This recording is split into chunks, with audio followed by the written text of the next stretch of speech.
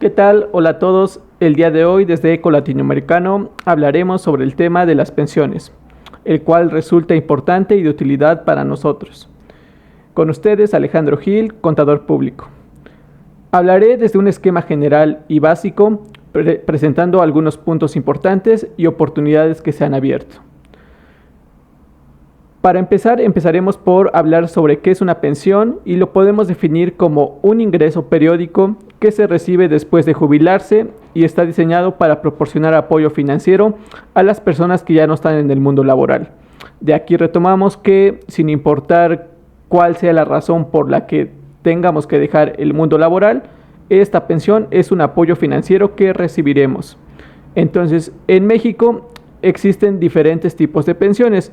Por lo mismo, como lo dice la definición, hay distintas causas por las cuales dejar el mundo laboral, por la cual tenemos, por ejemplo, la pensión de cesantía, la pensión de vejez, la pensión por invalidez, entre algunas otras.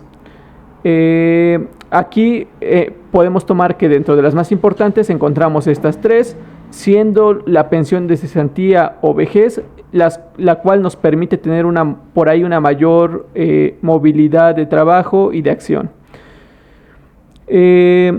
Sobre el sistema de pensiones que existe en México, en el sector público encontramos dos principalmente, la del IMSS y la del ISSSTE. Es importante reconocer que cada una de estas opera de forma diferente bajo una regulación diferente, por lo cual es importante identificar bajo qué sistema de pensión estamos y a cuál podemos tener acceso. Hablando, por ejemplo, ya en específico de uno que es el IMSS, en este encontramos dos regímenes de pensión, como lo es el régimen del 73 y el régimen del 97. Entonces aquí vemos que existen diferentes tipos de pensiones, también existen diferentes sistemas de pensiones y por último existen regímenes de pensiones. Entonces, cuando nosotros pensamos en que estamos llegando a una edad o por alguna razón estamos bajo un esquema que ya nos permite pensionarnos, pues entonces habría que identificar estas tres partes. ¿Qué tipo de pensión es la que vamos a adquirir? ¿Bajo qué sistema de pensiones nos vamos a pensionar? Y por último, ¿qué régimen es el que me corresponde o el que me beneficia? En los regímenes, cuando existe más de uno, entonces ahí para algunos trabajadores existe la opción de elegir bajo cuál es el que se quiere pensionar.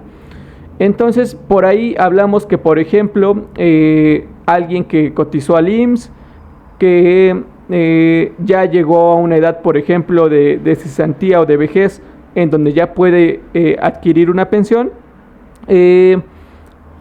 se encuentra y pues está bajo las dudas de qué le conviene más, qué es lo que puede hacer, y entonces ahí es donde existe un margen de movilidad de trabajo, y más bien actualmente con distintas reformas que han habido, abre nuevas oportunidades para todos esos pensionados. Por ejemplo, bueno, es un mundo todo esto, y pues bueno, poco a poco en todas estas cápsulas hablaremos de ciertas características de la pensión, pero hablando en específico, por ejemplo, tenemos a un trabajador que cotizó al IMSS y que ya está en edad de pensionarse, ya tiene 60 o más. Entonces, ¿qué es lo que ha pasado últimamente? Que, por ejemplo, la ley del IMSS nos pide ciertas características para poder pensionarnos. Por ejemplo, número de semanas cotizadas, que nos pide mínimo 500 semanas cotizadas o aproximadamente 10 años de trabajo. También promedia para calcular una pensión el salario de los últimos 5 años y los años que tengamos cumplidos. Estas son características que toma el IMSS para poder calcular una pensión. Y entonces aquí, ¿qué es lo que se ha abierto últimamente? Que, por ejemplo, hay personas que no tienen las semanas cotizadas y entonces, pues, anteriormente ahí se hacían ciertos trámites que entraban en lo irregular, y actualmente ya existen ciertos regímenes de pensión que nos permiten, bajo las mismas leyes, siguiendo las reglas que nos establecen las mismas leyes, hacer todo de forma legal y de forma formal y seguir cotizando al IMSS para poder alcanzar las semanas mínimas cotizadas.